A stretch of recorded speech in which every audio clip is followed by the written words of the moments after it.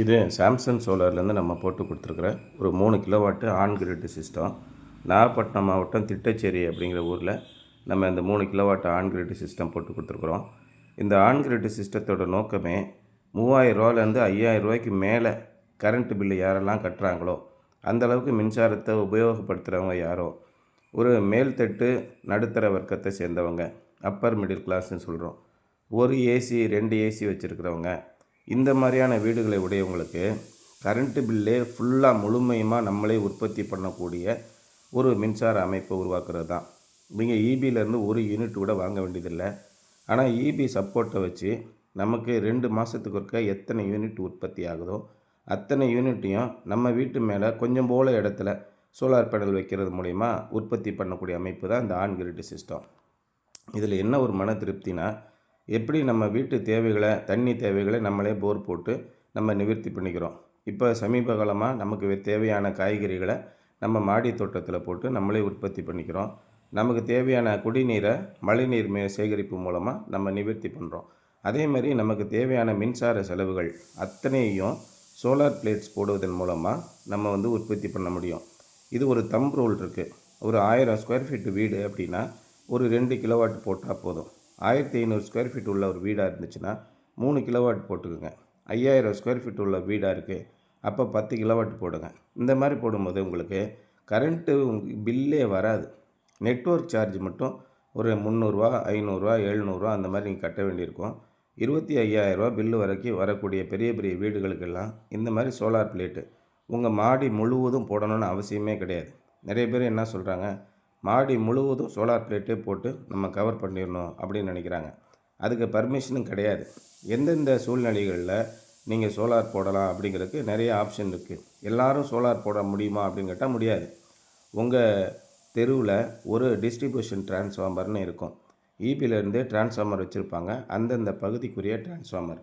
அந்த டிரான்ஸ்ஃபார்மரோட கெப்பாசிட்டியில் 30% மட்டும்தான் நீங்கள் சோலார் போடுறதுக்கு அனுமதி உண்டு. அதனால் ஒரு ஏரியா இருக்குன்னா அந்த ஏரியாவில் இருக்கிற எல்லா பேரும் சோலார் போட்டுக்கலாம், அதுக்கு அனுமதி உண்டுன்னு தயவு செய்து தவறாக நினைக்காதீங்க. யாரெல்லாம் முன்னாடி வராங்களோ அவங்களுக்கு மட்டும்தான்.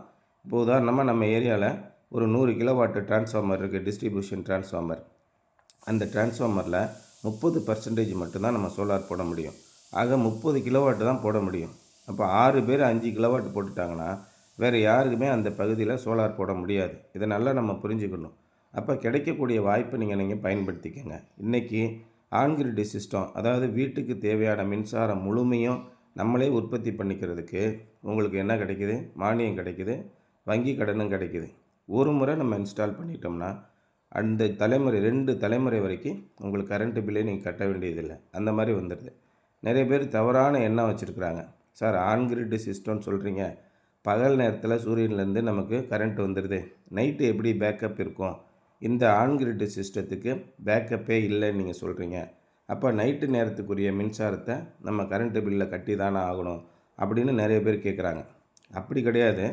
ஒரு நாளுக்கு 2 மாதம் பில்லுக்கு எவ்வளோ யூனிட்டு தேவையோ அவ்வளோ யூனிட்டையும் இந்த சோலார் சிஸ்டம் உற்பத்தி பண்ணி கொடுத்துரும். உதாரணமாக ஒருத்தர் 1200 யூனிட்டு அவர் கன்சியூம் பண்ணுறாரு. ஈபியிலேருந்து ஒவ்வொரு 2 மாதத்துக்கு ஒருக்க, ஒரு பில்லுக்கு ஒருக்க 1200 யூனிட் அவருக்கு செலவாகுதுன்னு வச்சுக்கோங்க. அப்போ நமக்கு எவ்வளோ பில்லு வரும்னா ஒரு 11,000, 10,000 அந்த மாதிரி பில்லு வரும். இந்த 1200 யூனிட்டையும் தினமும் பகலில் ஒரு 6 மணி நேரம் 8 மணி நேரம் சூரிய வெளிச்சத்திலேருந்து மின்சாரத்தை உற்பத்தி பண்ணுறது மூலமாக 1200 யூனிட்டும் இந்த சோலார் சிஸ்டம் உற்பத்தி பண்ணி கொடுத்துரும். அப்போ கரண்ட்டு பில்லு எவ்வளோ வரும்னு கேட்டிங்கன்னா, ஈபியிலேருந்து 1200 யூனிட் வாங்கியிருக்கிறோம், சோலார்லேருந்து 1200 யூனிட்டை கொடுத்துட்டோம். கரண்ட்டு பில்லே நீங்கள் கட்ட வேண்டாங்க. ஈபியோட இன்ஃப்ராஸ்ட்ரக்சர், டிரான்ஸ்ஃபார்மர், ஈபி லைன் எல்லாம் நீங்கள் யூஸ் பண்ணி இந்த மின்சாரத்தை உற்பத்தி பண்ணியிருக்கிறதுனால இதுக்கு ஒரு 700 நெட்வொர்க் சார்ஜ் கட்டுங்க அப்படின்னு இந்த நெட்வொர்க் சார்ஜ் மட்டும்தான் வரும். இப்போ சமீப காலமாக அந்த நெட்வொர்க் சார்ஜையும் ரிமூவ் பண்ண சொல்லி டிஎன்இஆர்சிலேருந்து உத்தரவு போட்டுட்டாங்க. இன்னும் தமிழ்நாடு அரசாங்கம் அதை அமல்படுத்தாமல் இருக்காங்க. கூடிய விரைவில் அதுக்கு வழிமுறைகளும் கிடைக்கும். அப்போ நம்ம சோலார் போட்டுக்கிட்டு இருக்கோம் வீட்டில், நீங்கள் மின்சார கட்டணமே செலுத்த வேண்டாம் அப்படிங்கிற ஒரு நிலை வரும். இந்த பேட்ரி இல்லாத சிஸ்டத்துக்கு இப்போ நம்ம பேக்கப் கொடுத்தாகணும். கரண்ட்டு கட் ஆகிடுச்சி, என்ன பண்ணுறது அப்படின்னா, ஏற்கனவே நம்மக்கிட்ட இருக்கிற யூபிஎஸ் பேட்ரி இதை சோலார் பவர் கட் ஆன உடனே உதாரணமாக இபி பவர் கட் ஆகிடுச்சி ஒரு சனிக்கிழமை காலையில் 9 மணிக்கு கட் பண்ணிட்டாங்க.